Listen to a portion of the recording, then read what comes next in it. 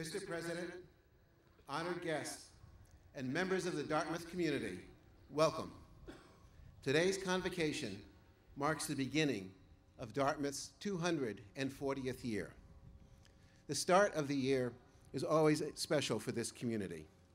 It is a delight to welcome all of our students, undergraduates, and those pursuing advanced degrees from our graduate programs and professional schools.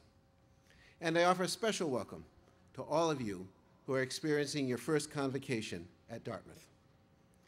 Today also marks another significant event in Dartmouth's history, the inauguration of the 17th president in the Wheelock succession, Jim Yong Kim. Ladies and gentlemen, we shall begin this occasion with an invocation offered by Professor Jun Hun of Korea's Sungkyun Kwan University and Kookmin University.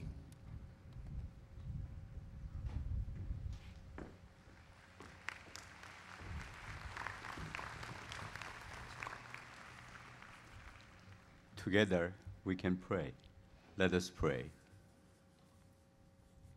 Today, Dartmouth College celebrates the inauguration of a new president, Dr. Jim Yong Kim, who has dedicated 2 decades of his life to serving the poor and inspiring others to do the same. We rejoice in knowing that justice and peace will be hastened in the world as Dartmouth College, with her cherished traditions and community of dedicated learners, further commits to educating the world around her. We are thankful for the vision and hard work of all those in the Wheelock succession who have built this blessed community of learning. Dartmouth's rich tradition of academic excellence, imbued with an enduring commitment to peace and justice, prepared the way for the historic appointment of the first Asian American Ivy League president. Dartmouth College has been and will continue to be at the forefront of inspired educational leadership for this century and beyond. We need now more than ever reassurance of the goodness and self-reliance of every human soul on earth. Help us to be humble as we seek enlightenment, always remembering that the responsibilities of love require that we satisfy the demands of justice. We know that we have been blessed with the advancement of science through the work of searching minds, undeterred by the toils of learning. Help us to brighten our souls and focus our enormous resources on breaking the chains of destruction and enmity that persist in this world, and to claim joy and sustenance for each and every soul on this planet. We desire to be foolishly optimistic as we persevere to right the wrongs of our past. Help us to be kind as we forgive ourselves and others, rejoicing in our capacity for repentance. Please protect Dartmouth College and the new president and keep them in good health. Let the joy and gratitude of this day overflow this gathering on the green and spread to the ends of our beloved earth. Amen.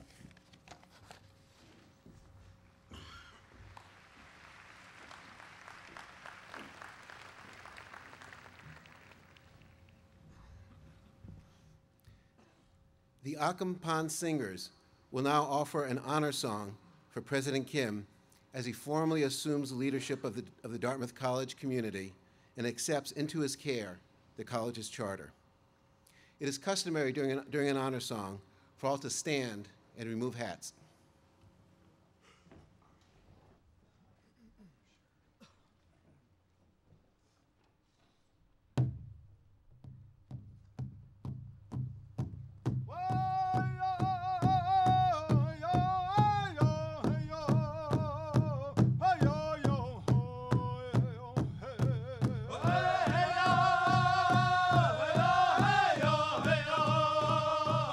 Hey, yo.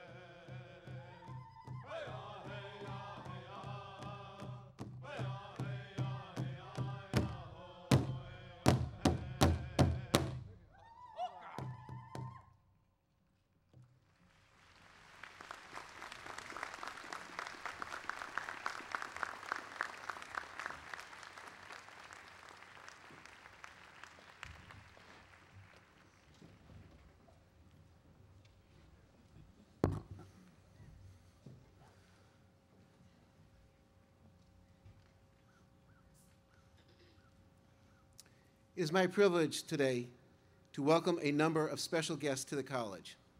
And as I read their names, I would appreciate it if the person would rise, remain standing, and then be acknowledged when all individuals within that group have been introduced.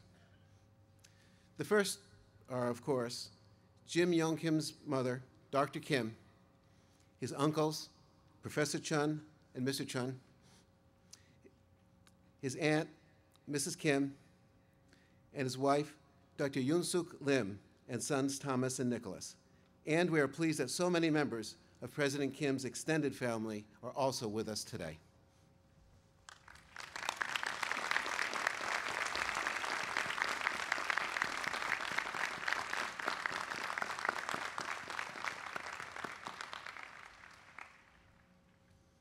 We are very pleased to have with us today President Emeritus James Wright and Susan Debevoise Wright, Judy McLaughlin, and Bathsheba Friedman.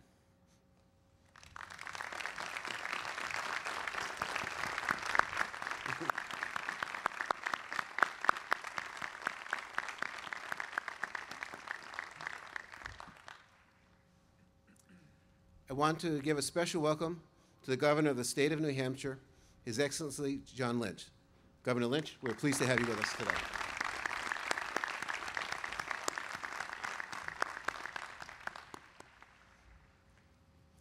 It is also wonderful to welcome to Dartmouth President Kim's many colleagues from Partners in Health, including guests from Haiti, Peru, Rwanda, Lesotho, and Malawi. We are pleased you could be with us for this special event.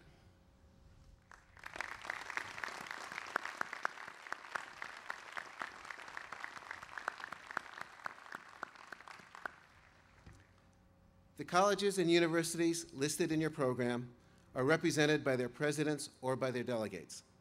I would ask that the delegates rise as a group and be acknowledged.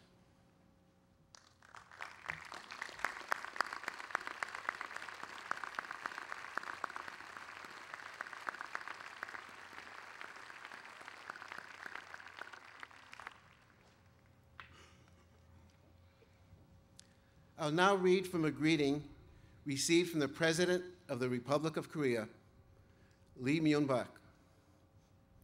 Dear Dr. Kim, esteemed faculty members, and students of Dartmouth College, today, Jim Yong Kim, a proud son of Korea, is being sworn in as the next president of this distinguished institution, the first Asian to assume this noble task.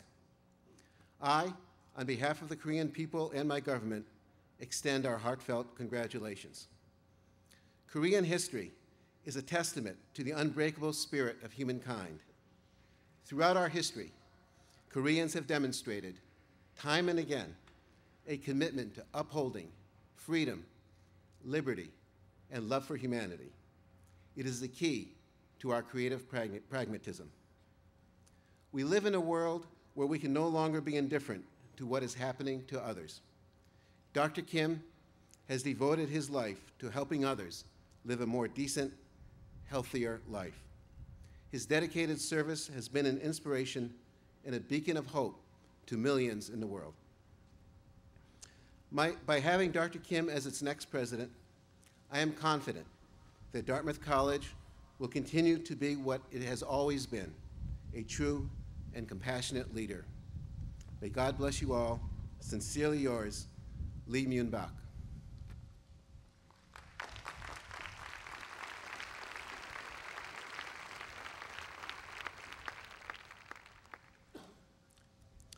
Ladies and gentlemen, we are privileged to have, as one of Dartmouth's 21 trustees, the Governor of the State of New Hampshire. And now, Governor John Lynch will bring us greetings from the state.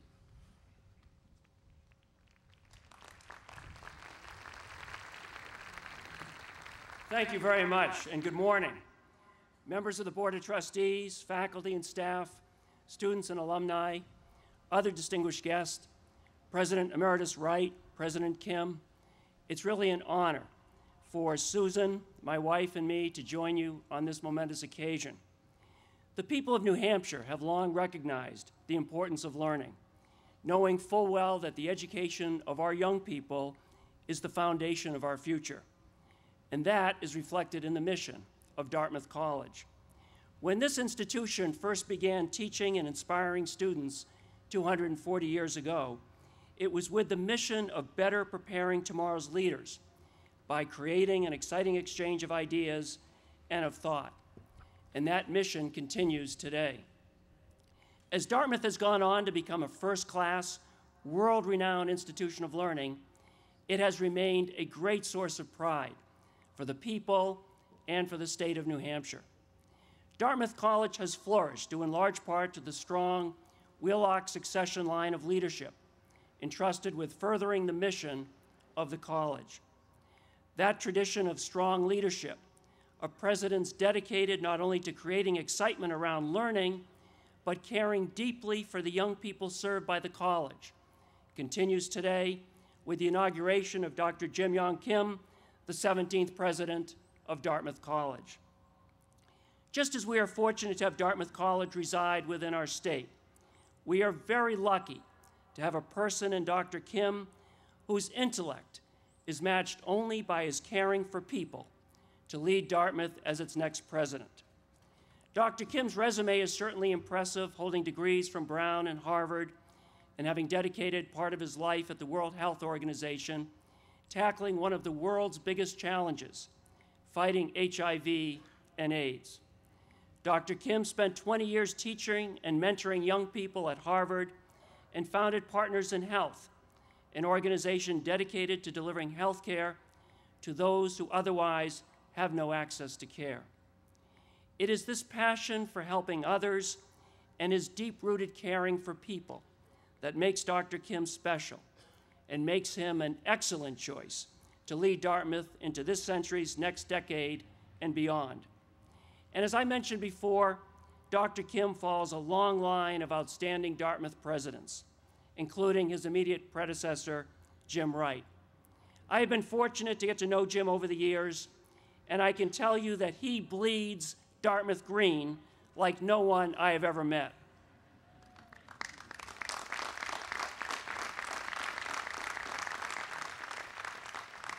Jim dedicated 40 years of his life to this school, its young people, and the community. He brought greater diversity to campus, embarked on a major campaign to bring new facilities to the school, and led the college into the 21st century. And as a former Marine himself, Jim always showed dedication, appreciation, and caring for our veterans. Jim, thank you for all you have done for the college, for the community, and for the state of New Hampshire.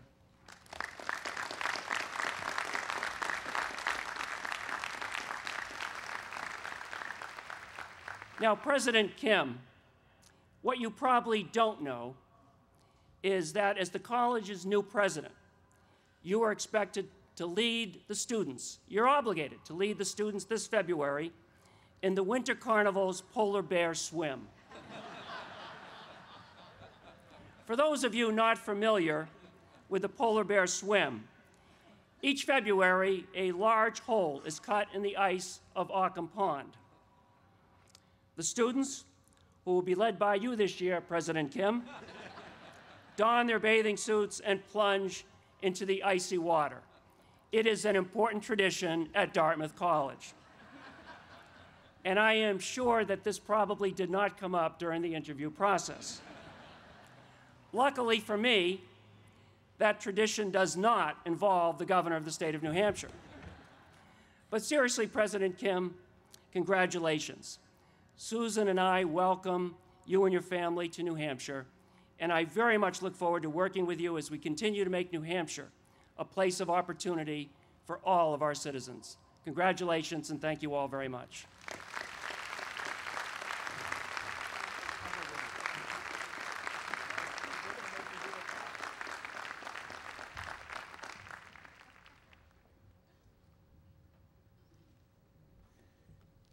And it is now my pleasure to introduce President Ruth Simmons, who brings greetings from President Kim's alma mater, Brown University.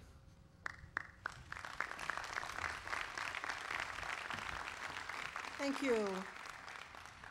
Your Excellency, Chairman Haldeman and trustees, dear President Wright, Provost Scherer, faculty, members of the administration and staff, guests and students, I bring you greetings from Brown, a university that has as its core mission to prepare students for lives of usefulness and reputation. Today, we at Brown take great pride in the vision, wisdom, and achievements of Brown alumnus Jim Yong Kim as he's inaugurated as the 17th president of this great university. It's painful to have to say that, this great university. His election as leader of Dartmouth continues and cements a long tradition of cooperation between our two institutions. I also bring you greetings from the Council of Ivy Presidents, the governing body of the fabled Ivy League of sports. Although the term Ivy League was first used in the 1930s, the agreement establishing a common framework for all intercollegiate sports in the 8 Ivy universities was not signed until 1954. Since that time, the league has grown in strength and distinction, not merely because of its athletic prowess, but also because of the academic rigor of member universities. Dartmouth athletics and its academic distinction have been an important component of this storied Ivy League history. President Kim, we look forward to welcoming you to your first Ivy Presidents meeting in December. I think it's fair to say that you will be surprised by the degree of passion and debate that typifies council meetings where, yes, athletics policy, compliance, and infractions dominate the agenda.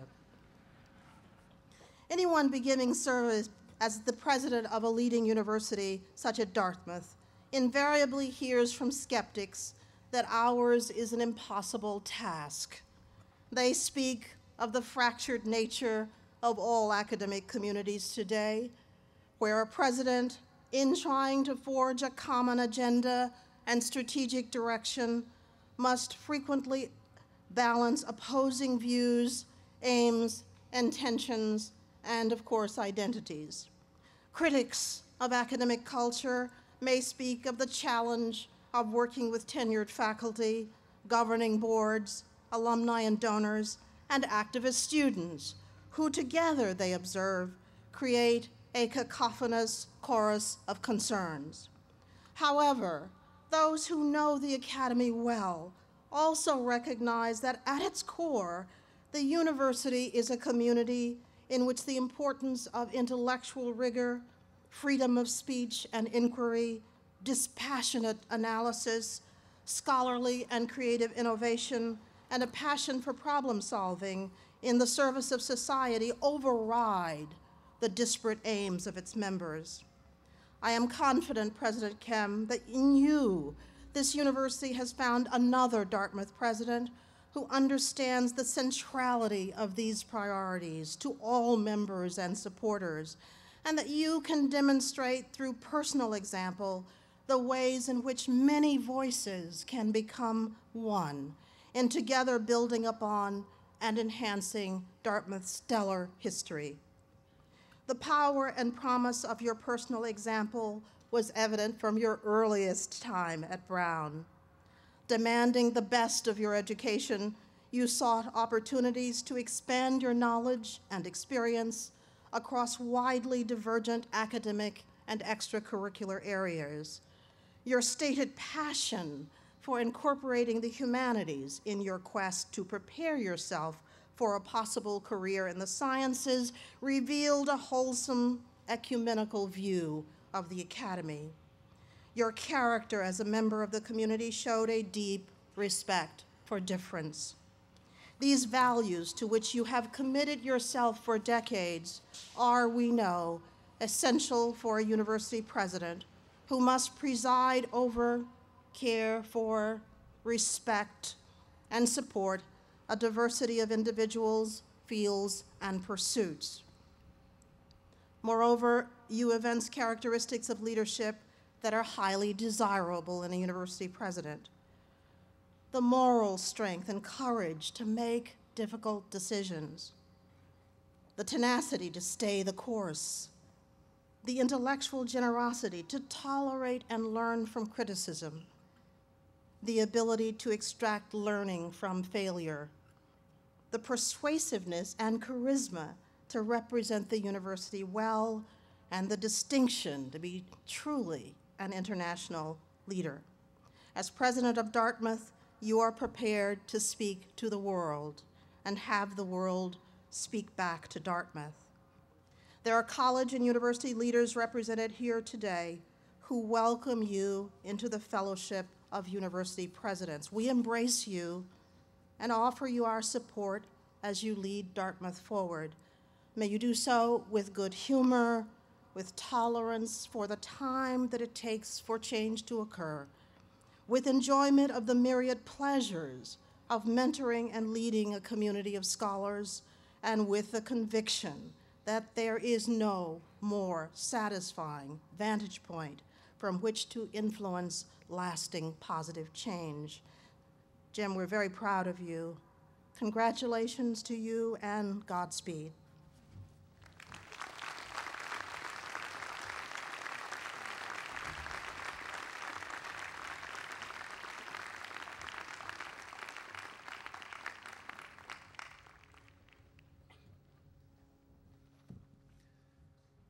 I now invite Alan Brandt, Dean of the Graduate School of Arts and Sciences at Harvard University, to give greetings on behalf of his institution.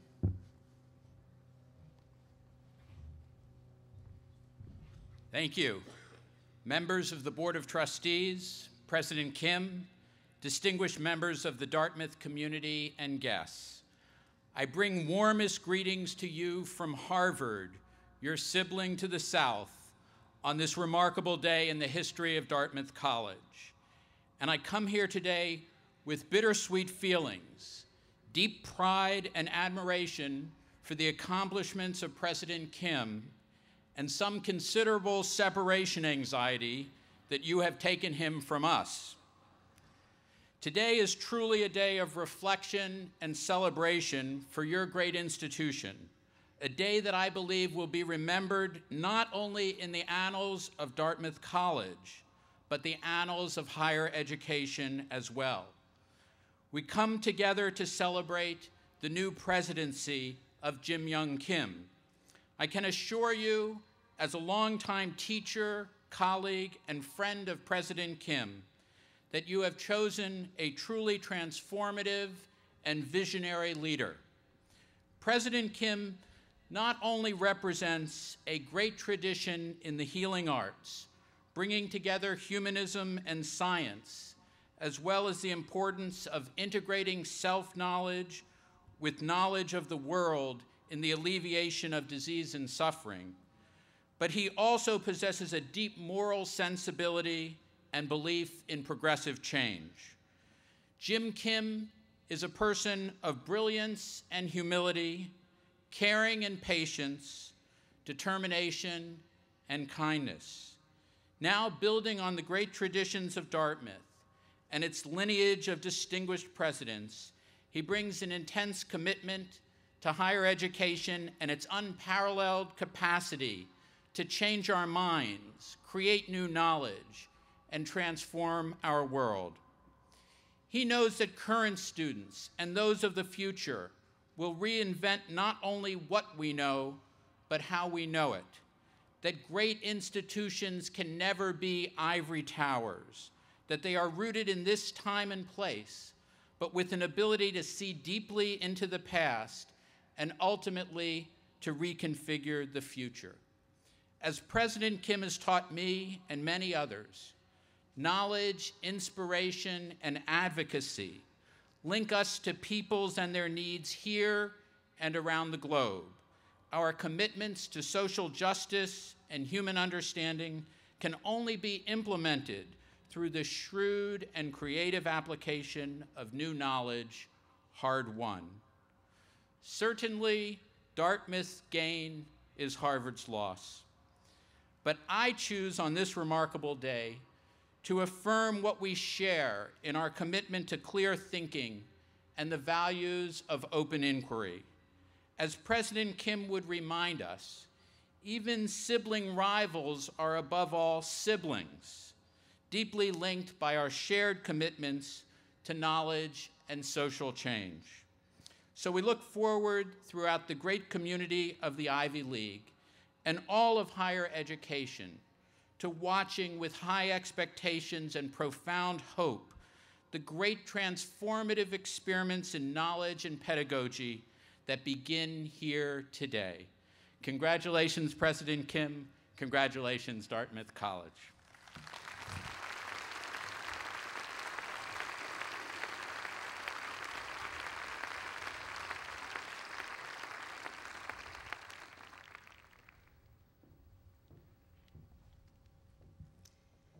As this ceremony marks not only the inauguration of a new president, but also the convocation of the 240th year of the college, it gives me great joy as acting dean of the college to give a special welcome to all students gathered here today, and especially to our newest students, the class of 2013.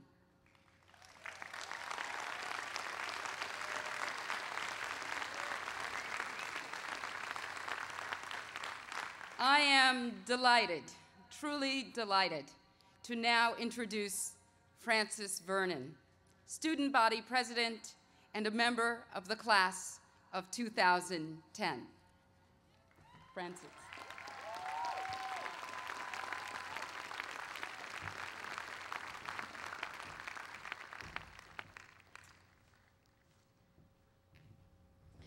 Thank you, Dean Spears, for that introduction. I'm very excited for the opportunity to work closely with you this year.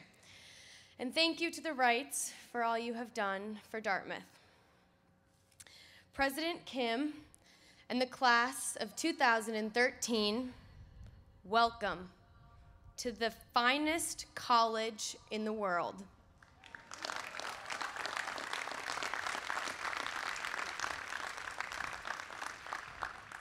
Dartmouth is a place of endless opportunities and boundless human potential. And Dr. Kim, you are a perfect fit to be our first new president of the new millennium. Your personal dedication to enhancing global understanding and your commitment to scholarship and service speak volumes about your ability to preserve and advance Dartmouth as a top place of learning. It's fitting that today we not only welcome Dr. Kim as our new president, but we welcome the class of 2013 as our new peers. A week ago today, I returned to campus after spending 5 days leading a Dartmouth Outing Club first-year trip. While hiking on the Appalachian Trail with my 8 trippies from the class of 2013 and my co-leader from the class of 2012, I asked their advice about what to say in my inaugural speech. They told me that they always hear people say to them, "Find your passion," or "Use this time at Dartmouth to find yourself." But they said to me at this moment, as they go through this transition in their lives, they don't really know what that means. So just as I did on my trip, I want to share with you a few things I've learned throughout the past 3 years, both here in Hanover and everywhere else I've been lucky enough to travel. These lessons have helped me realize my passion of pursuing an interdisciplinary career in binational health systems. Developing fluency in Spanish sparked my interest in healthcare for underserved populations. But I have to tell you, when I first arrived at Dartmouth, I barely knew a word of Spanish. It was only after I pleaded with my Spanish 2 professor to give me a passing grade that I could take what I thought was a great risk and spend the winter of my sophomore year on a language study abroad program in Puebla, Mexico. This decision was an unexpected door that opened a new path for me. I hope these thoughts will help you get a little bit further down your own path. First, take in each day. Dartmouth should not be a stopping point, but a stepping stone that will take you far, and you must take far. Hold on to your dreams and aspirations, but at the same time, learn to welcome the unexpected. We may not know what the future holds, but we must welcome each new opportunity with an open mind. You've arrived on campus with 18 years of history. Okay, President Kim, you may bring a few more. And your life history to this point has shaped who you are right now. But those years should not limit who you will become. Dartmouth is a new start for President Kim and the class of 2013. Here, you will become even more accomplished people. But I also believe with all of my heart that Hanover will benefit from the addition of your knowledge and experience. And just as we ask you, Dr. Kim, to lead us, we, the students of Dartmouth, must also lead you. We must provide you with an environment full of accountable Dartmouth students so that you too may grow and develop beyond what you might have previously imagined.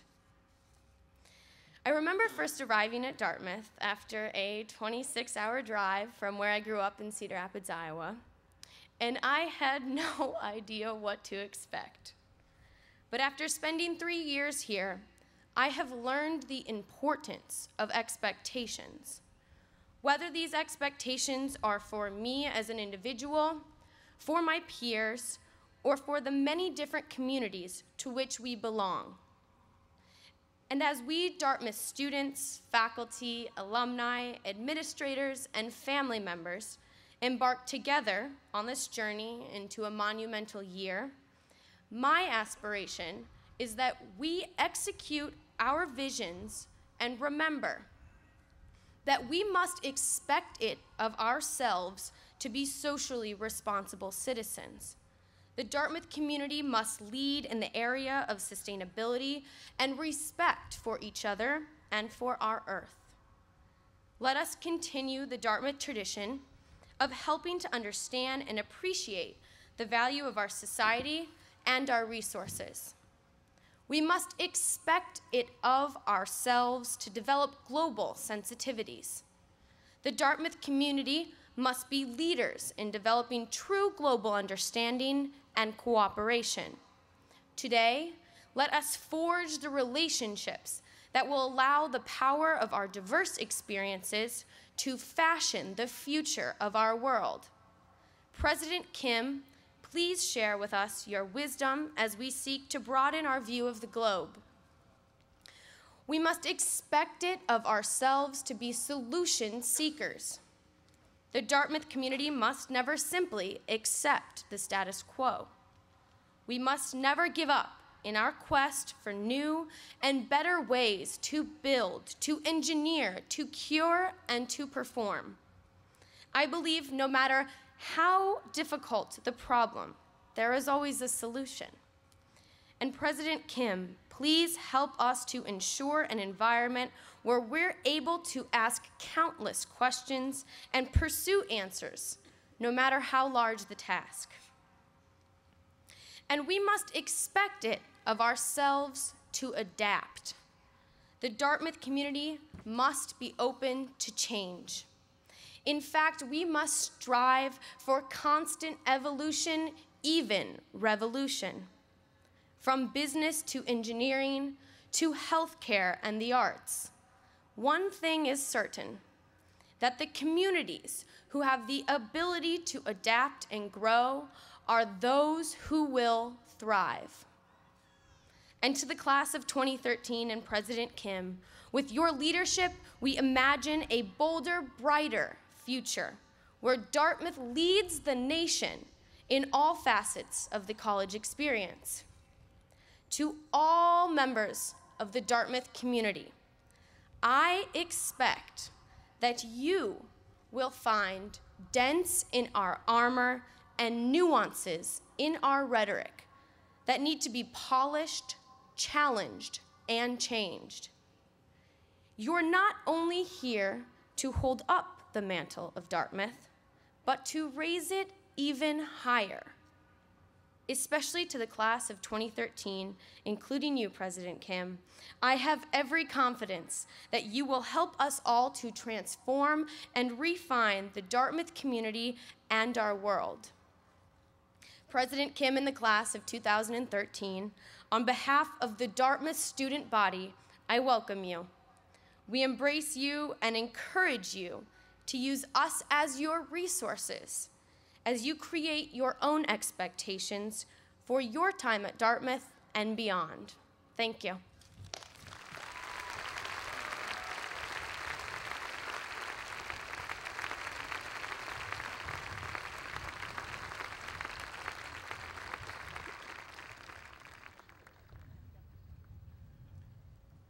The Dartmouth College Glee Club will now perform My Lord, What a Morning.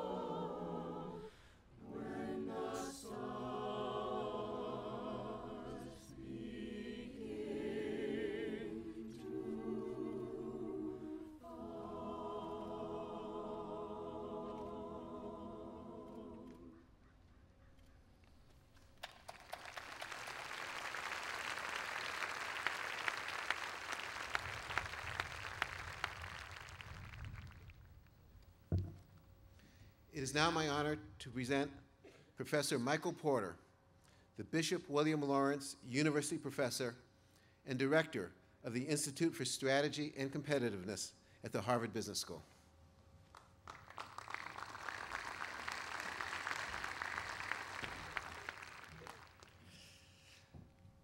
The sun is coming out. What a day. Trustees, President Wright, members of the faculty and students and friends and all of you here, and Governor Lynch, who I'm proud to say is my student some years ago. It is my special honor to have the privilege of introducing Dr. Jim Yong Kim to the Dartmouth community. I start by saying that Dr. Kim is very fortunate to lead this community. Dartmouth College is a remarkable institution with profound strengths. It has a renowned faculty, not only for their intellectual contributions, but also for their deep and extraordinary commitment to teaching and undergraduate education. Dartmouth has students and alumni that are legendary, not only in their loyalty to Dartmouth, but also in their capacity for leadership in so many ways, in so many senses of that word. Dr. Kim is indeed fortunate to have the opportunity to lead this community.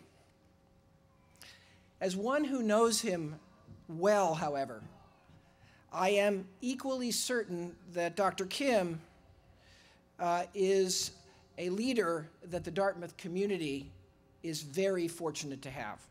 Let me try to explain based on my own experience. I first met Dr. Kim about 3 years ago at an impromptu meeting in the offices of Dr. Gary Gottlieb, who is the president of Brigham and Women's Hospital in Boston. It proved to be a fateful meeting for me. When I met Dr. Kim that day, he was on the top of his game. He was a renowned scholar. He had built Partners in Health with Paul Farmer and others, which was one of the, if not the leading and renowned institutions for providing healthcare to the poor in the world. He had served in a senior leadership position at the WHO and achieved extraordinary success in battling diseases such as HIV/AIDS, drug-resistant tuberculosis, and others. The person who I was meeting was widely acclaimed and respected for all of this. As our meeting began, however, it became clear that Dr. Kim was not there to feel satisfied, but to raise deep concerns about the very field in which he was a leader. He recognized that the field was on the wrong track, that it was not producing good enough results in serving the populations that so desperately needed it. Dr. Kim, at the pinnacle of his field, realized that he needed to learn. That's why he wanted to meet somebody in a completely different field, like a Harvard Business School professor. Little did I know that this meeting would prove to become the beginning of a long-term project of major proportions that continues to this day. Little did I know that I would be drawn into this project. In fact, I was powerless not to participate. I literally couldn't say no. This was my introduction to Dr. Jim Yong Kim. And my introduction to him tells us a lot about this man and who he is and what he can achieve here at Dartmouth College. In Dr. Kim, that day, I met a person who not only has tremendous talent and demonstrated success, but also humility and the willingness to learn. In Dr. Kim, I met a person who is a bold strategic thinker, not one who is content to make things incrementally better. In Dr. Kim, I met a person who has incredible energy, driven not by the need for recognition, but by a deep-seated set of values around the communities he is trying to serve. In Dr. Kim, I met a person who is relentless, engaging, and incredibly persuasive in bringing others along in meeting very ambitious goals. In Dr. Kim, I met a person who, despite making my life miserable in some ways with extra work, is someone who I always look forward to spending time with. This is the Dr. Jim Yong Kim that all of you in the Dartmouth community will meet and get to know over the coming years. If your experience is anything like mine, you're in for very high aspirations, you're in for a great deal of work, but you will be proud of what you accomplished together. Congratulations on this extraordinary choice. Thank you.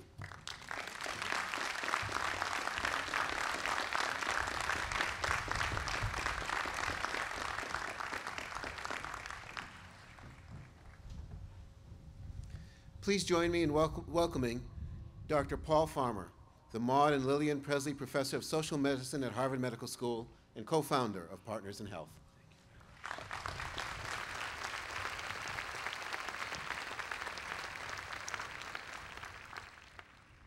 Greetings to everyone, and especially to the students.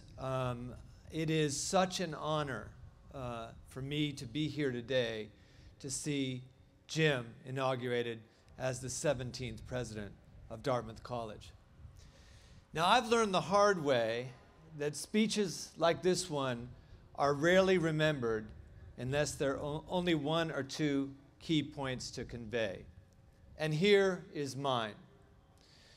This morning, as Jim in his remarks brings to mind the great strengths of Dartmouth, it is my privilege to convey the great strengths of Jim Yong Kim.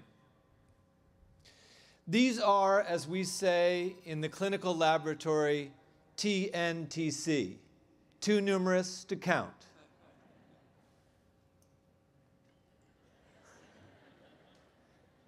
The medical school professors here, they should at least have laughed politely. Now, I know that everyone here today is quite likely to say precisely the same thing, but I'd like to underline 4 reasons why this is so for me. The first is that Jim is my closest friend. It's one I had occasion to underline just a few days ago to the class of 2013, and permit me to add a special hello to the superb and lively 13s.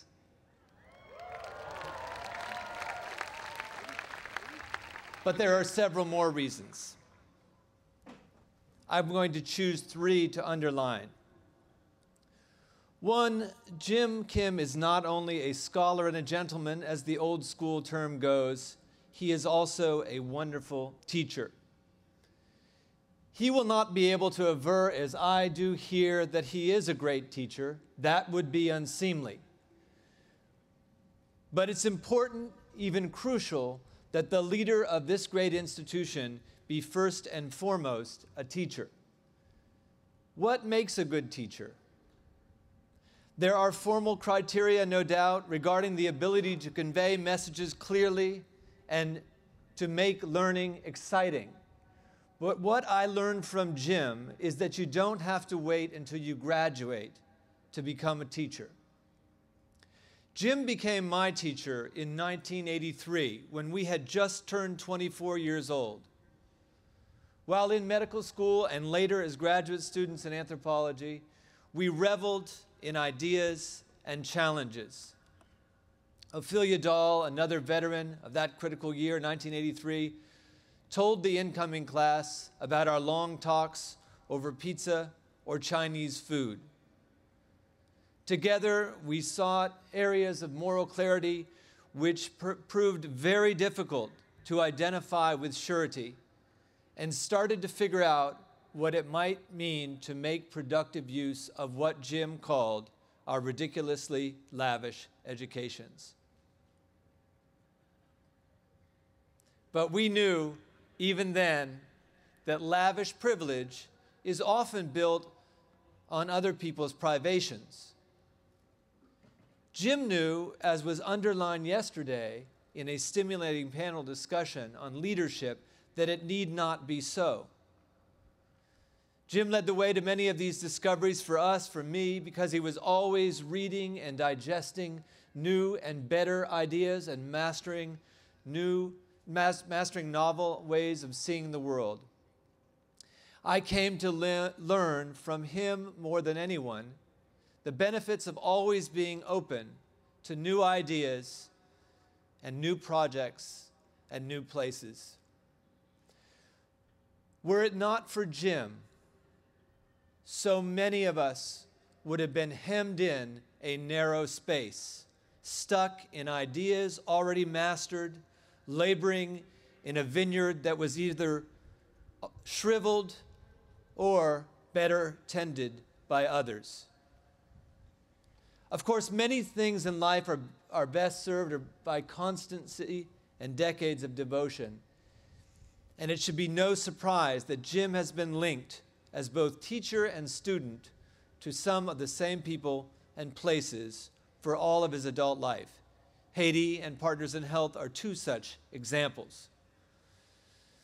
I recently thought I was pilfering a book from Jim's library. I have stolen many from him.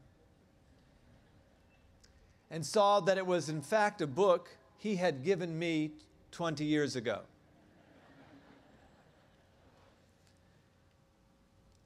The study, this book, then newly published, is about tuberculosis in South Africa. We have used it in our formal teaching, classroom teaching many times. I knew it was from Jim because I knew it was a gift from Jim because he had inscribed the book with a mixture of surgical jargon and a neologism. Inside it said, for Paul, probably my nickname, but I'm going to, since that was discussed by the freshmen in great detail, I'm going to skip over that, if you might. I have to have some dignity. President Simmons and others are here. The provost. So pretend it said Paul, but this is what it really said. 1 week status post resinization, Conge, Haiti. Resinization, I'm not sure this is a proper word, but I would like to mention its history. Some boat builders, and I have a long history of boats, which also is not the subject of my talk here today. Not the one that they favor so much at Dartmouth, sailing them. I look at the America's Cup and think the only way that that could be interesting as a sport to me is if there were live cannon on board the ships. I know you're not supposed to say things like that at Dartmouth, given its heritage. Anyway, back to my speech. Resinization. Some boat builders use fiberglass to envelop a frame and then harden it with resin. And the idea behind Jim's inscription was that after having visited together rural Haiti, our commitment to the fight for social justice and against extreme poverty had hardened into something virtually unbreakable. Long-standing commitment to teaching and to cherish social goals, which Jim will lay out for you in his inaugural address, will reveal to the Dartmouth community one of the reasons that you will see gathered here today some of Jim's teachers, some of his colleagues from across the world, from Lima, Peru to Lesotho, and some of his students. That's because many of these teachers and students from years past are still working with Jim. And what for a teacher could be greater than that? If Jim can bring together 3 generations of teachers and students, not only from Harvard and Brown, but from all of the countries I've just mentioned and more, imagine what he can do here at the helm of a great institution, not only of higher learning, but of higher teaching. Thank you. The baby made a noise that I heard and perhaps you did not, which I took to be approbation. That was Jim's son. Second point, and I'll ask Nico to support me on this and his brother as well. Jim Kim is truly a visionary. Actually, I'm going to quote Thomas J. Kim, so be prepared. Jim is truly a visionary. Again, this is something you might expect to hear at inauguration of a president of any institution. But surely after almost 27 years, I should be accorded an authority exceeded only by his mother, Dr. Ok-Suk Kim, who is, of course, right here today, and herself a visionary. In fact, I hope you will not mind if I ask that we applaud one of the 2 greatest mothers I know, Dr. Ok-Suk Kim.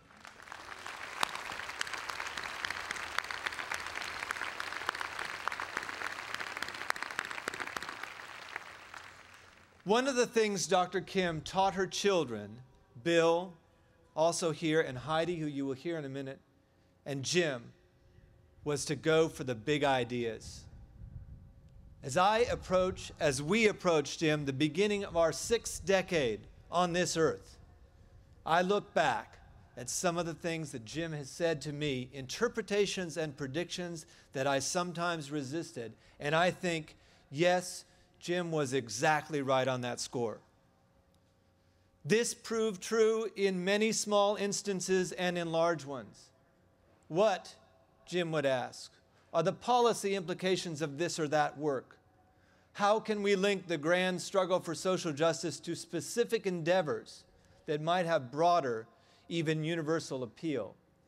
Why don't we expand and enlarge our programs, extend them to, say, Siberia? Some people are laughing, but I meant that quite literally. Why don't we take our healthcare model to Lesotho in the middle of a raging pair of epidemics and, with no resources set aside, leverage our stock of symbolic capital to help respond to these epidemics? Why don't we work more closely with the World Health Organization and other policy-setting institutions? Help staff them. I learned the word second from Jim, to send someone a second forward. Why don't we launch, and this is Michael, I'm glad Michael Porter was so candid in saying that Jim causes him a lot of headaches, so why would he want to, isn't that what you said, Mike? Why would you want to see him? And yet he said he did. Another one from Jim, why don't we launch a case studies series with Harvard Business School so that we can understand better what is specific to a certain setting and what are the more generalizable lessons? Why, Jim always asked, do we not have a National Institute for Healthcare Delivery? And on and on. Or, as Thomas Kim and my oldest daughter, who are the two of them thick as thieves, say in referring to their father's ideas, blah, blah, blah, blah. Thomas, my godson, could not resist saying to me on, I think it was Thursday night, after he asked me, so, Uncle Paul, what are you going to say to the freshmen? And I told him, he said, blah, blah, blah, blah. You always say that. I will tell you, Thomas, that the class of 13 seemed to like it a little bit more than you did. Now, there's a cheesy line from a terrific movie, The Matrix, a story around, you know, it's really sad when the faculty laughs more at that reference than the students. It does show that we're getting on. I actually gave a speech at Brown about this, Dr. Simmons, the year the movie came out, so it's a little more fresh. I've, as you can tell, crafted a couple of speeches around this already, and I know that this movie is kind of old school to the hipsters who've just come in the class of 13, but bear with me. I'll get my little cane out soon. Anyway, one of the characters, Trinity, is asked why she is so confident that something exceedingly unlikely is sure to happen. Why are you so sure? Asked the star of the films, that great thespian, Keanu Reeves. Because, replies Trinity, the oracle said it would, and everything else she has predicted has come to pass, or something along those lines. Oracles are too often ignored, but almost all of the things that Jim has predicted in the realm of global health have come to pass. And let that be a warning and encouragement to all those gathered here. Fully a quarter of a century after meeting Jim, and 2 decades after hearing him begin to make predictions that steered my actions and those of many others, and that helped to build a broad-based movement for global health, I'm letting you know that your president is a visionary and predicting that he will try to move mountains, even old and familiar ones like the ridges that surround this campus, in order to respond to that little oracle in his brain. I'm looking at his brother and sister. Did I get that right? Third and finally, I believe that Jim's vision matches Dartmouth's. If I may be permitted to comment on the vision of a close friend and the stated mission of an ancient institution, at least for by American standards, an ancient institution. One of the two great blots on our nation's past is the tragedy that befell the natives of this continent. One doesn't need to be a historian, as President Wright has taught you, and as Alan Brandt would say as well. One does not need to be a historian to understand the value of knowing your history. There are, as ever, good chapters and bad.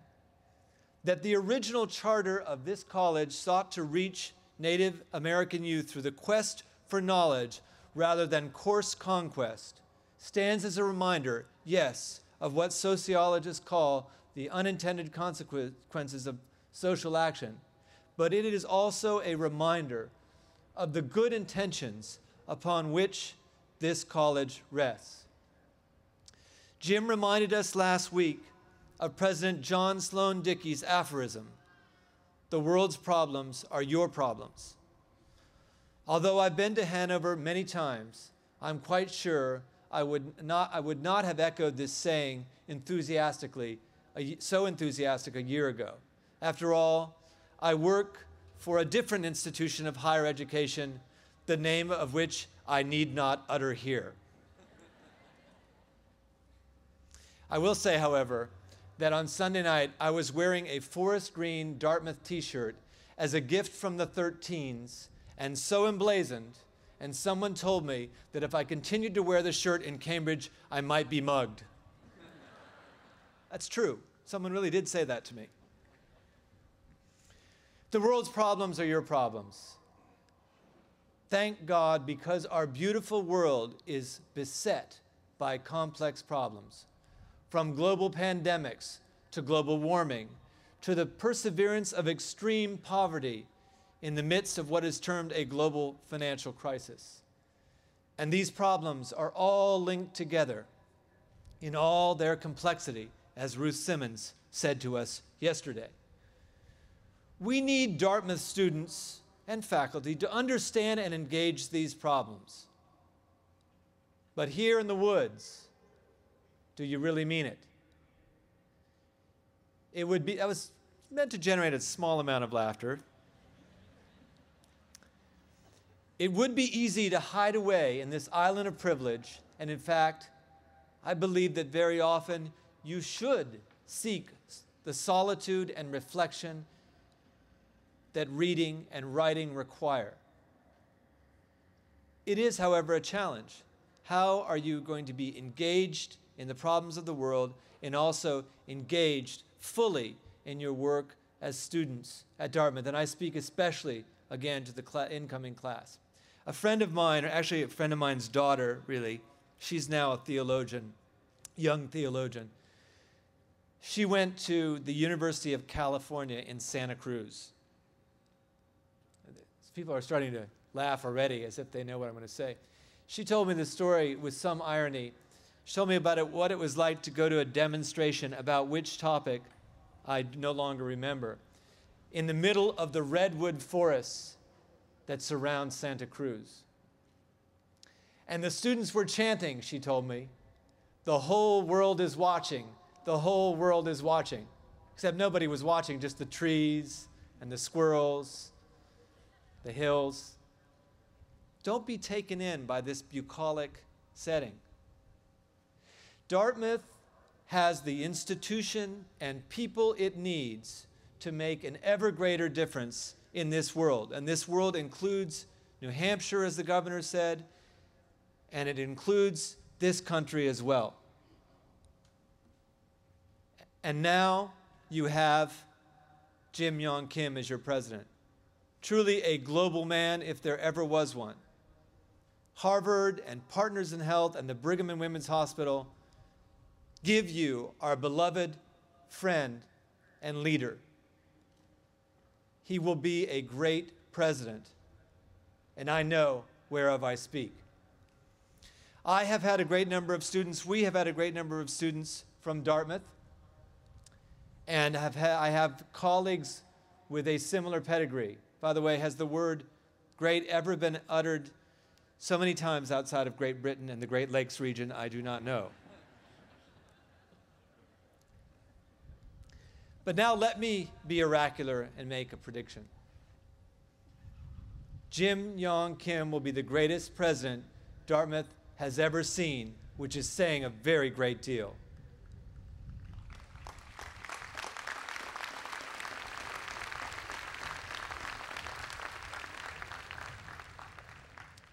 I will only ask you all one favor. Take good care of Jim and Yunsuk and Thomas and Nico. We love them dearly and know that you will too. We wish you luck, and we will be with you in these exciting years to come. Congratulations, Dartmouth, and a special congratulations to the class of 13.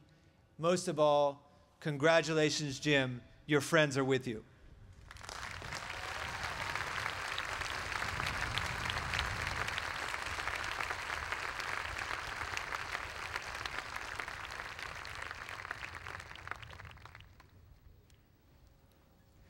Heidi Kim, soprano, will now perform Take Care of This House, accompanied by Steve Swain on piano.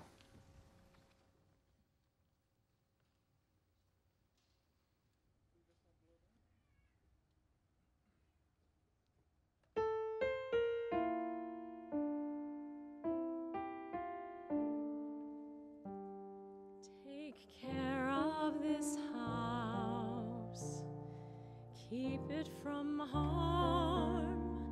If bandits break in, sound the alarm.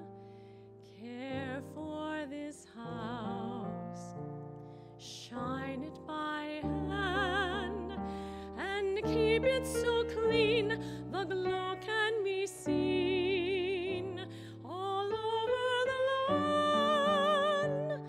Be careful at night, check all the doors.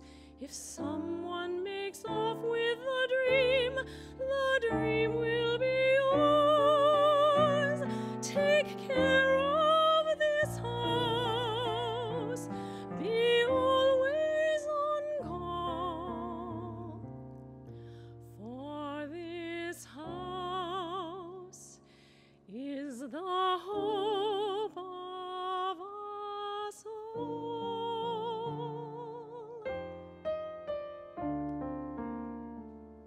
Take care of this house, keep it from harm. If bandits break in, sound the alarm. Care for this house, shine it by hand, and keep it so clean the glow can be seen all over the land. Be careful at night, check all the doors. If someone makes off with the dream will be yours. Take care of this house, be always on call.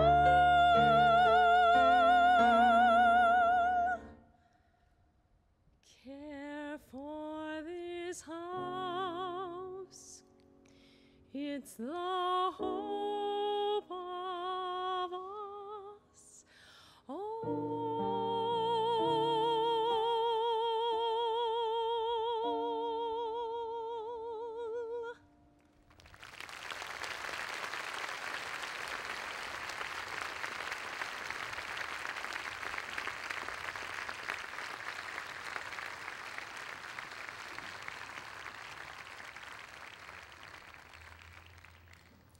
It is now my privilege to introduce to you the chairman of the Board of Trustees, Ed Haldeman, who will transfer to President Kim the charter of the college. Will President Kim please come forward?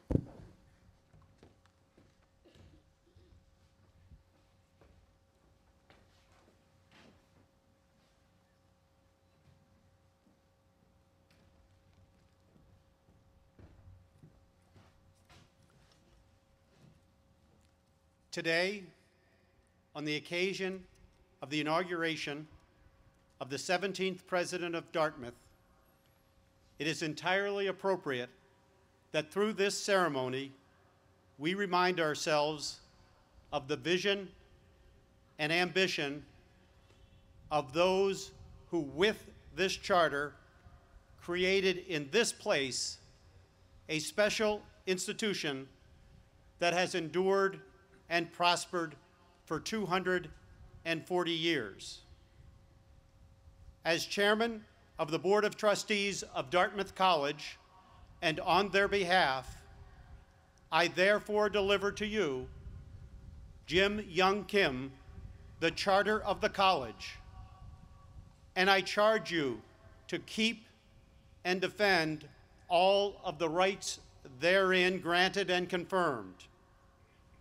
We place the charter in your keeping with confidence in your understanding of its importance and with full faith in the quality of leadership you will give this institution. Jim, congratulations.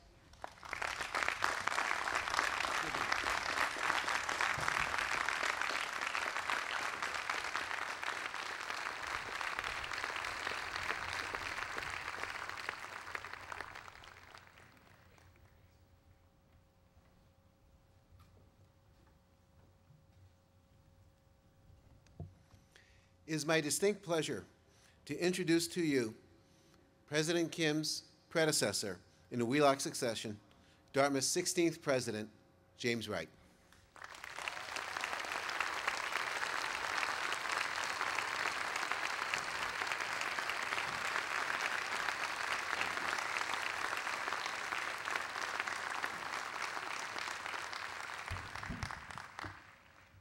It is my honor to join today in welcoming to the Wheelock succession President Jim Yong Kim, a man who will make a strong tradition the stronger. One of the sustaining qualities of Dartmouth's presidency derives from the legacy of its founder, the Reverend Eleazar Wheelock. It was he who left a stern and unequivocal bequest to each of his successors. Nearly 240 years ago, Dr. Wheelock charged those who were to follow him with these words: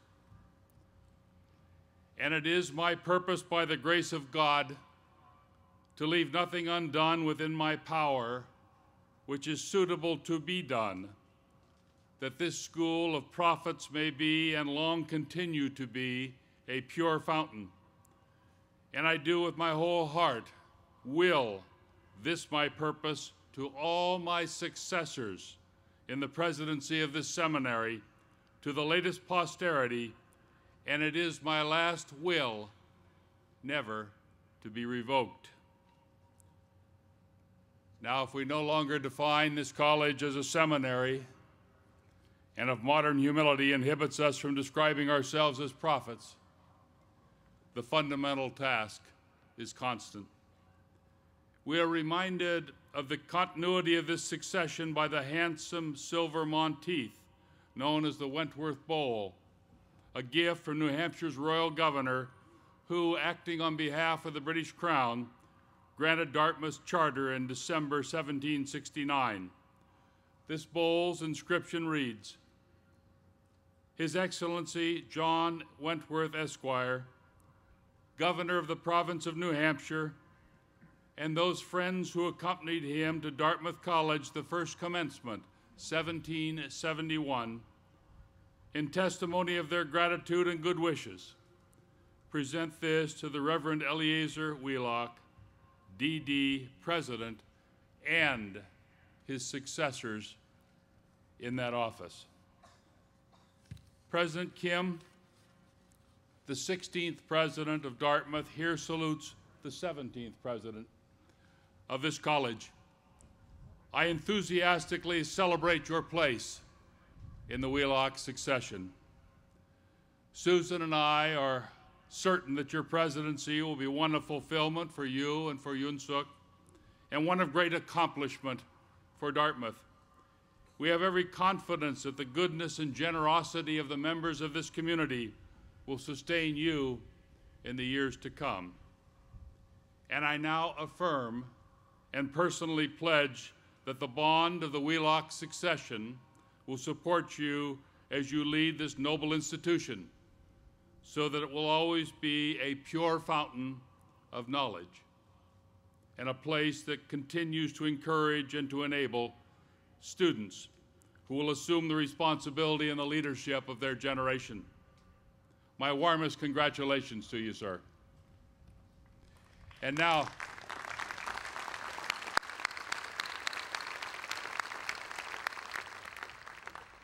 if you will join me, President Kim, I am privileged to hand over to you a historic treasure that symbolizes the office you hold.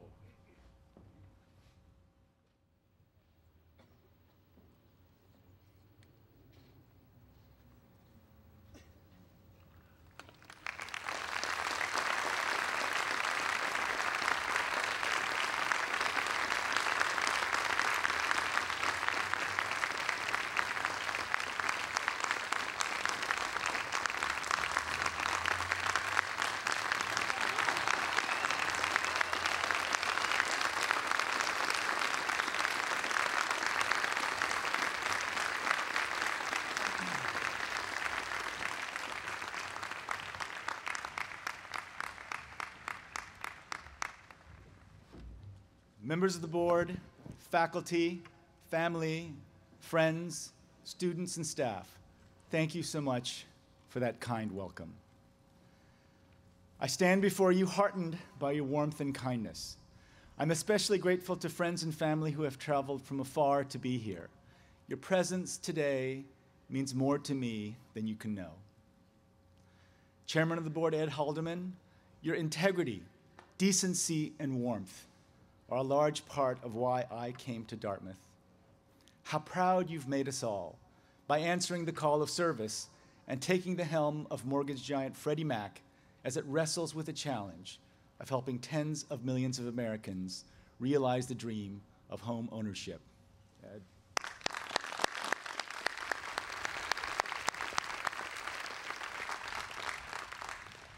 "240 years ago, the Reverends Eleazar Wheelock and Samson Occam, a member of the Mohegan Nation, worked to establish an institution that would not only train the intellect, but enlarge the soul, preparing its graduates for lives of service to the truth as they understood it.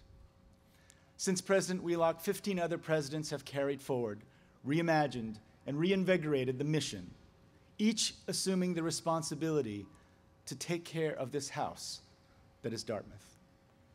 President William Jewett Tucker did as much as anyone to transform this school from a small New Hampshire college to a leading national institution.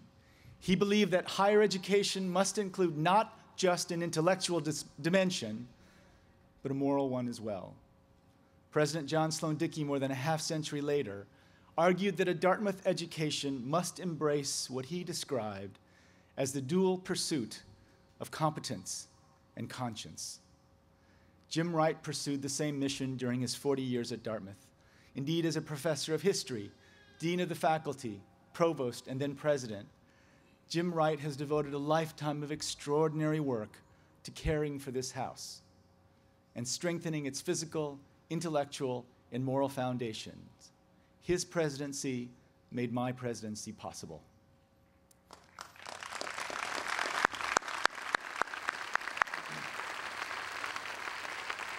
President Wright's tireless service to the college built on that of his predecessors. President Jim Friedman, who wrote so beautifully about the importance of a liberal arts education.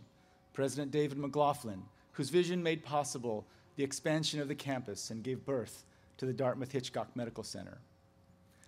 All of these leaders served Dartmouth with diligence and skill. To follow in their footsteps is deeply humbling for me, the child of Korean immigrants from a small town in Iowa. Through nearly 2.5 centuries, Dartmouth has flourished, adapting itself to the changing educational needs of the country and the world. Yet there has always been constancy at its core, a clear sense of purpose that sets this college apart. What does that mean for us here today as we mark the start of a new academic year and as we approach Dartmouth's 250th anniversary just 10 years from now? What is the purpose of a Dartmouth education?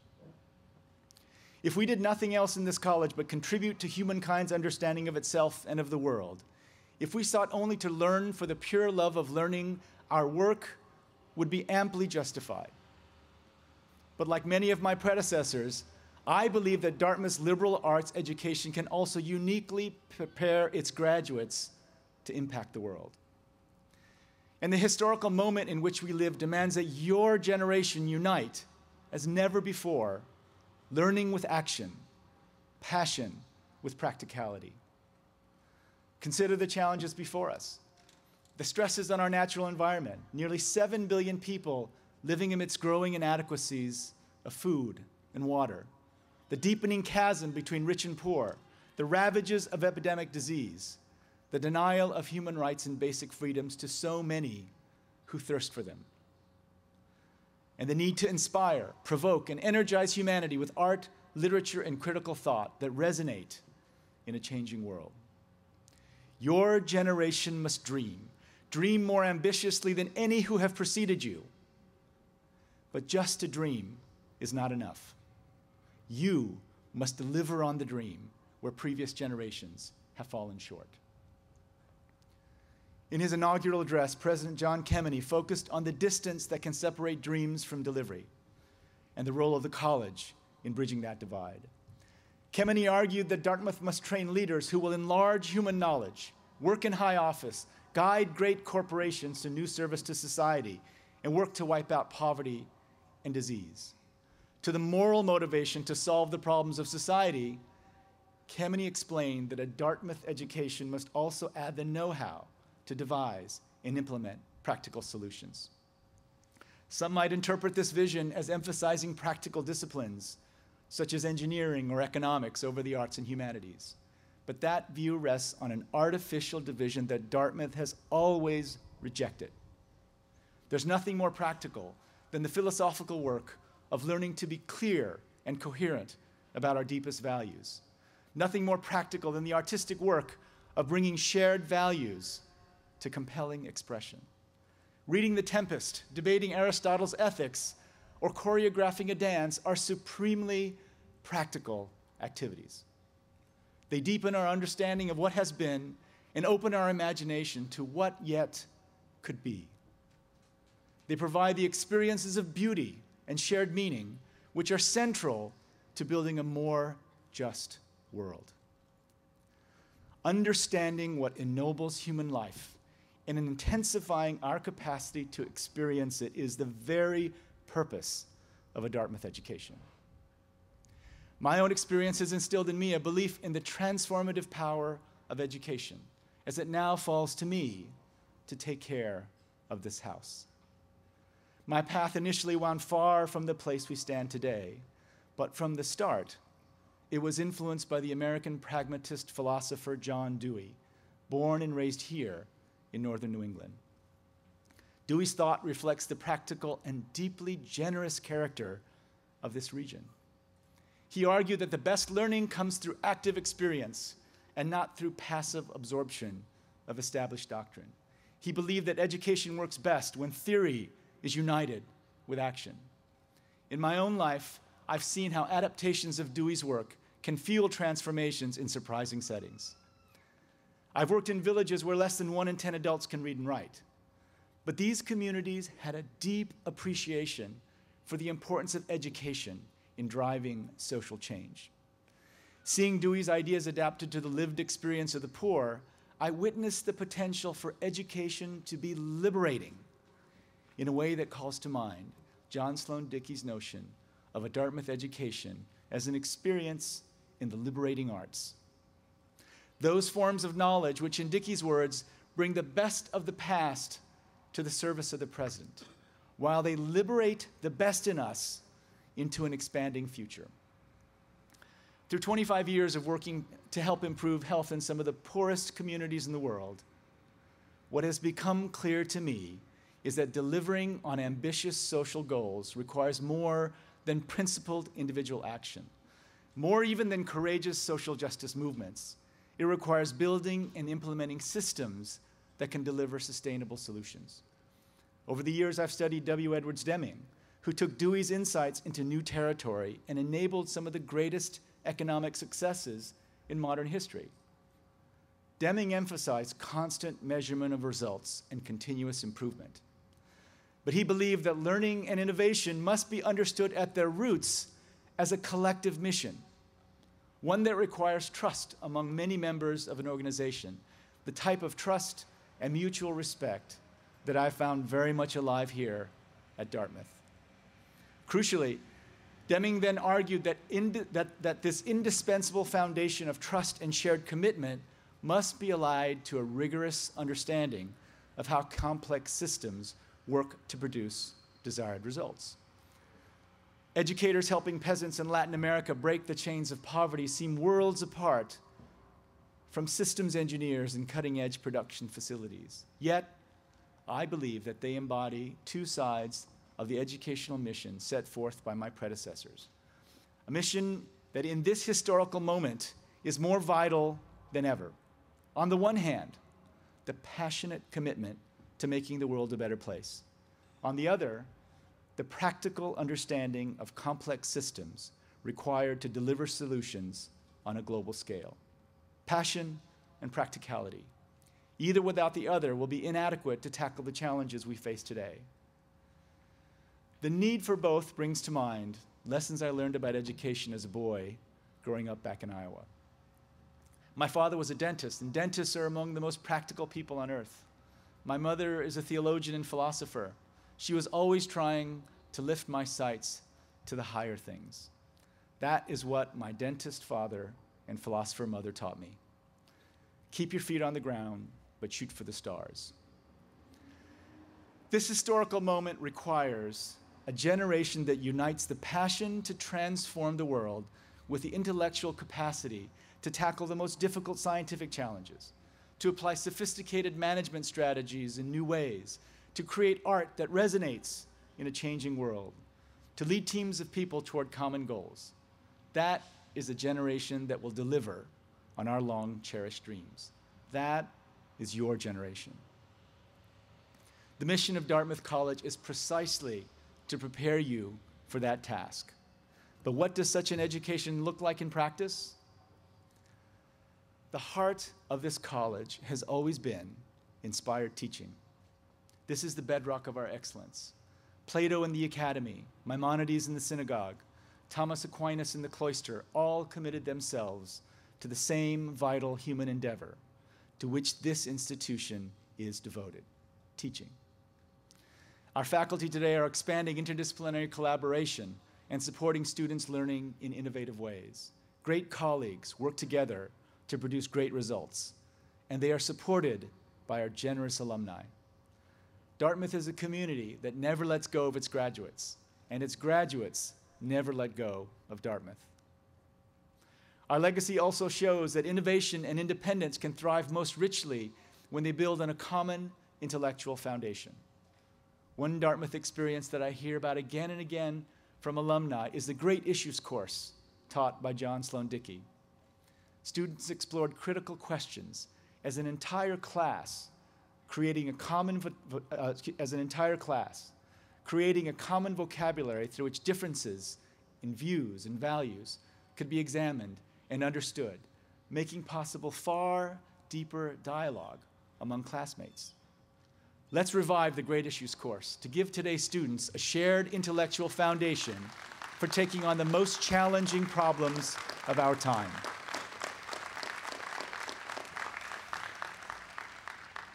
Dartmouth has maintained teaching as a paramount priority, and that commitment must always be preserved. But teaching is not a one-way transmission of established knowledge. At its best, it's a collaboration, transforming both student and teacher and advancing the boundaries of human knowledge. At Dartmouth, faculty have brought the complexity of their research to the classroom to strengthen students' learning. In turn, professors have reformulated their research questions after being challenged by gifted students. We must support faculty research, both for its intrinsic value and because without it, teaching at Dartmouth will suffer. Let me be clear.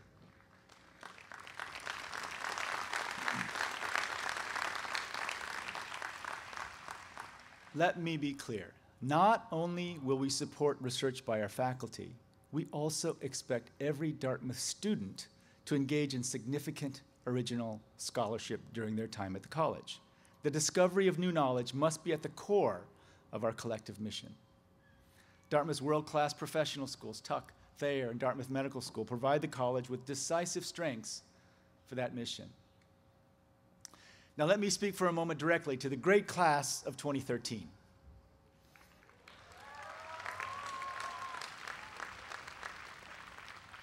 I hope you understand that I have very high expectations for you.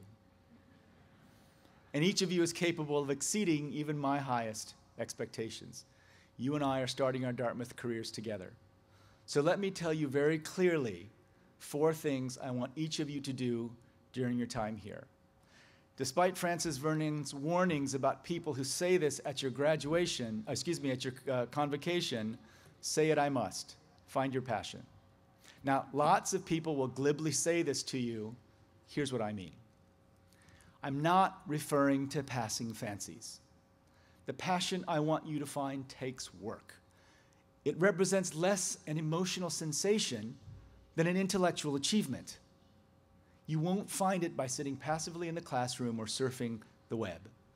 You have to work hard at finding something you can tackle with passion for a big chunk of your life and find meaning in it.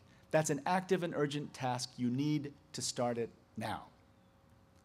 Number 2, be persistent. Each one of you has the ability to achieve great things, but beyond a certain level of talent, the difference between those who achieve great things and those who don't is usually not talent. It's persistence. Malcolm Gladwell argues in his latest book that it takes at least 10,000 hours of practice to develop mastery of a skill, whether programming a computer, playing hockey, or performing music. My mentor in clinical medicine used to tell me, quoting a 17th century philosopher, that all things excellent are difficult and rare. Understand that when you find your passion, the beginning will be frustrating precisely because all things great are difficult and rare. Optimism and persistence come from understanding that the hard work of mastery holds true for everyone. Number 3, pursue knowledge seriously. I don't mean take yourself seriously. I mean take seriously the importance of figuring out how you learn best. Some people learn best through direct dialogue with a faculty mentor.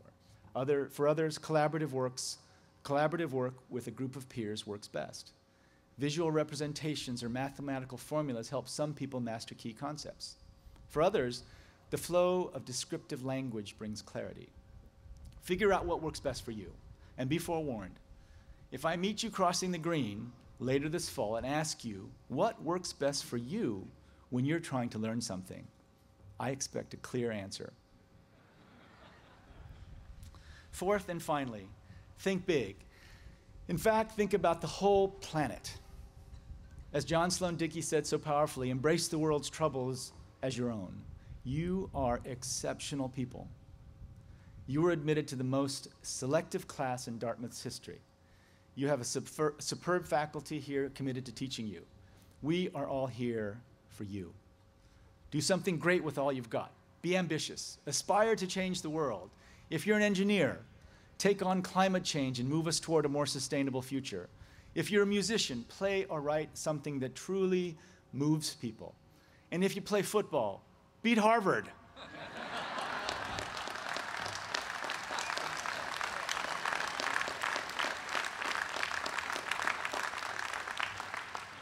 Please, this year.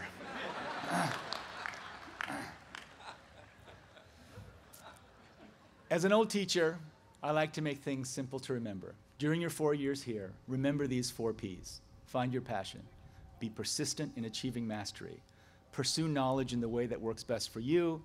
And embrace the planet's problems, because no one will be more prepared to fix them than you. I've spent most of my adult life trying to tackle social problems around the world. But I came to Dartmouth because I'm convinced that those of you gathered here today will achieve far more than I ever could. Helping you do that is now my mission in life. And while the current economic environment creates challenges for institutions of higher learning, we should not and will not let it limit our aspirations. Since I joined the college, I've learned a lot about what makes this place so special. Certainly the setting is uniquely beautiful. The faculty and academic programs, both undergraduate and graduate, are superb. The history and tradition of the college animate every aspect of life here. But I don't think any of those alone captures what truly makes Dartmouth what it is.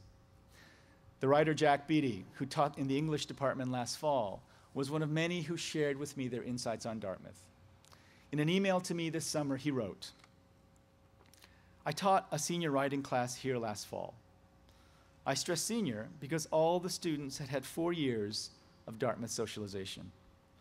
The class was built around collective critiques of student short stories. The students all wrote well, a few wonderfully. But what impressed me more than their talent was their decency. I feared hurt feelings, bruised egos, too critical critiques.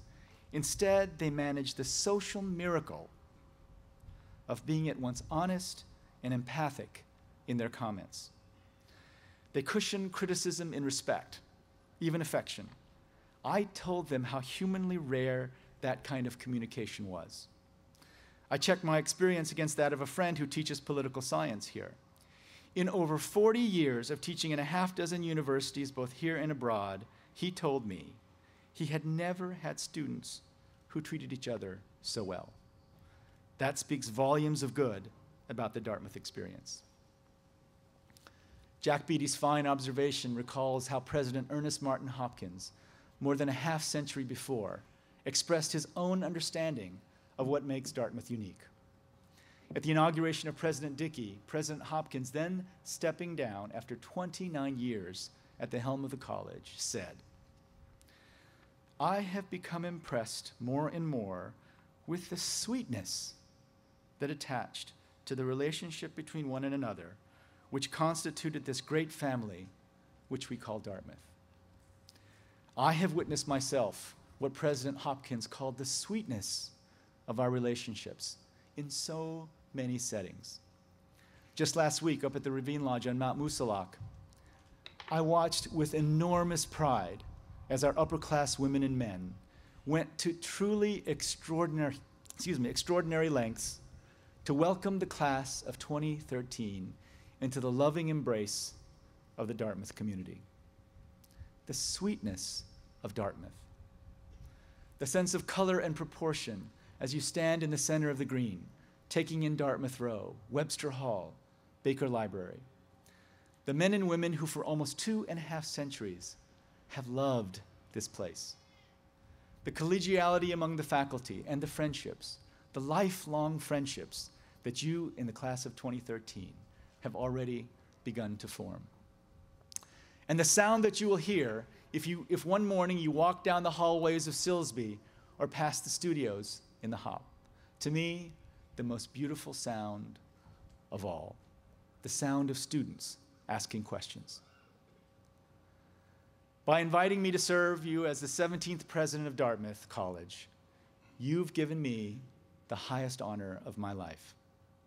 In return, I offer you this promise, backed both by passion and practicality in the fullest measure of which I'm capable. I will do all I can to enable Dartmouth to continue delivering the treasury of its centuries-old dream safely into the hands of those who will shape the future. To send a legion of young people out into the world so inspired by this place that there's no challenge from which they will shrink, all the while remaining true to the abiding sweetness of the college on the hill. Thank you very much.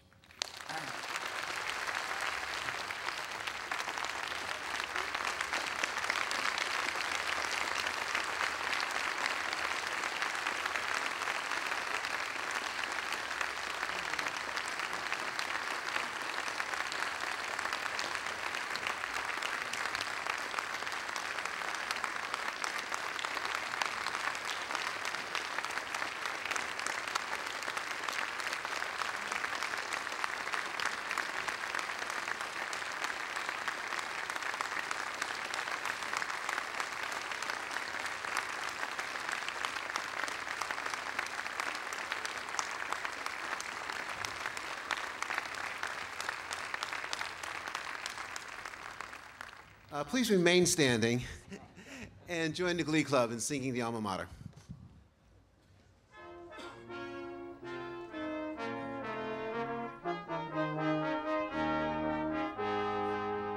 Dear old Dartmouth, sing around for the college on the hill, for the lone pine above her, and the loyal ones who love her. Give a rouse with the will, for the sons of old Dartmouth, for the daughters of Dartmouth.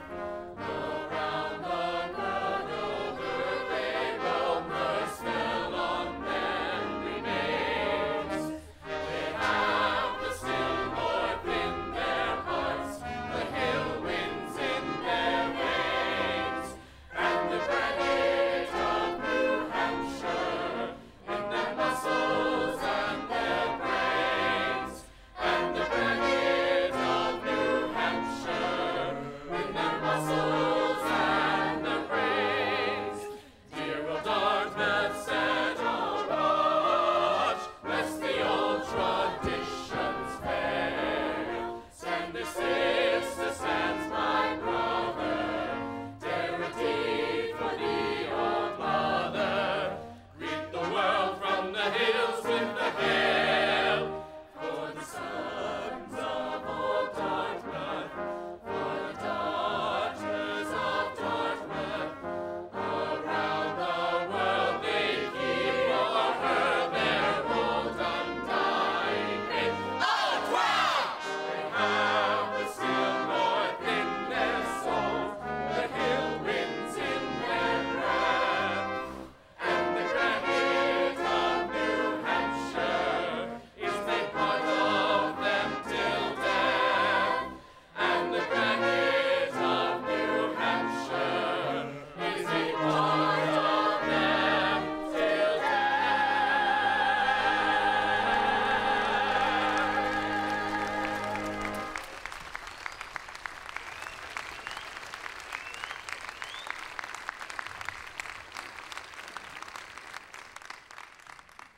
And ladies and gentlemen, please remain standing for the benediction offered by Richard Crocker, college chaplain and dean of the Tucker Foundation.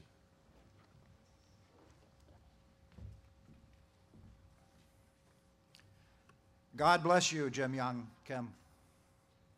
As your voice cries out in this wilderness, may we heed it and find new inspiration.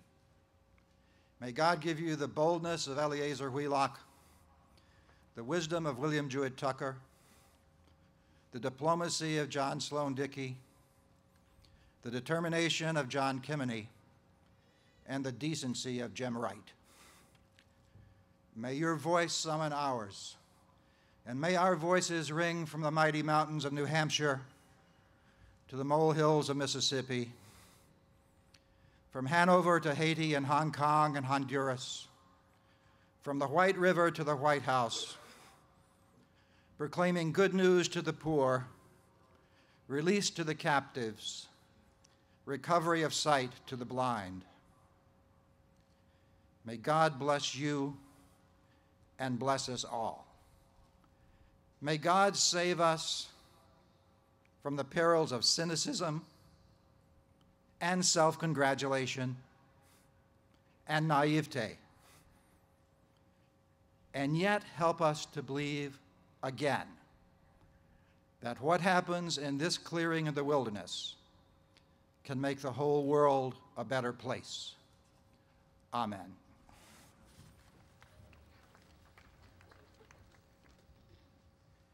If I could ask you to remain standing for another moment and join the winners of the Dartmouth Idol competition, Courtney Davis, Michael Odokaragipo, and Jamie Huang, accompanied by Kyle Ladd on guitar in singing This Land Is Your Land.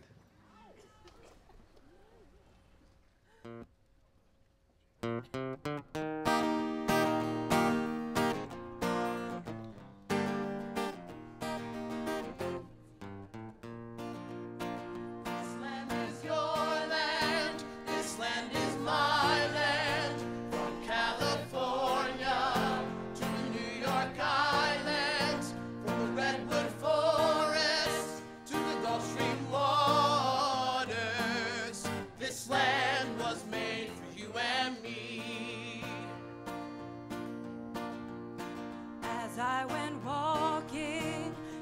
ribbon of highway I saw above me, an endless skyway I saw below me, that golden valley. This land was made for you and me. This land is your land, this land is my land. From California to the New York Islands, from the Redwood Forest to the Gulf Stream waters. This land was made for you and me.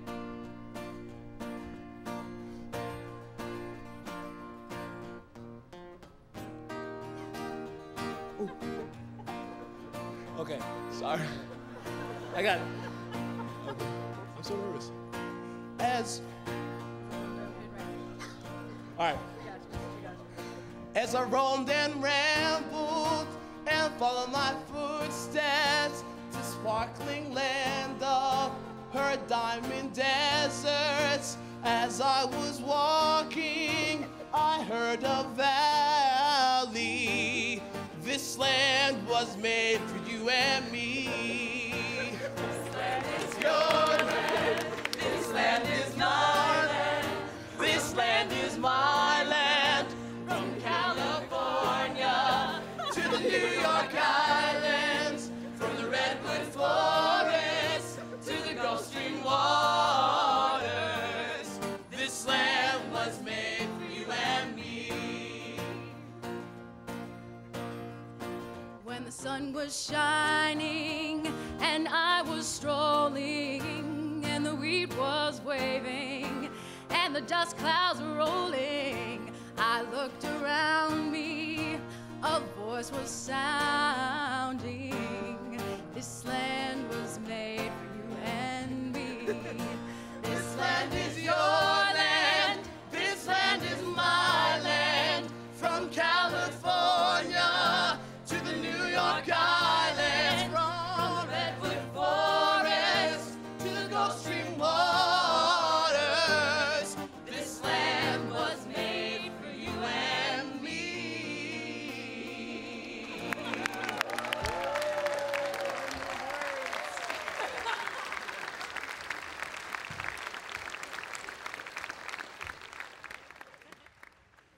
And now you may be seated.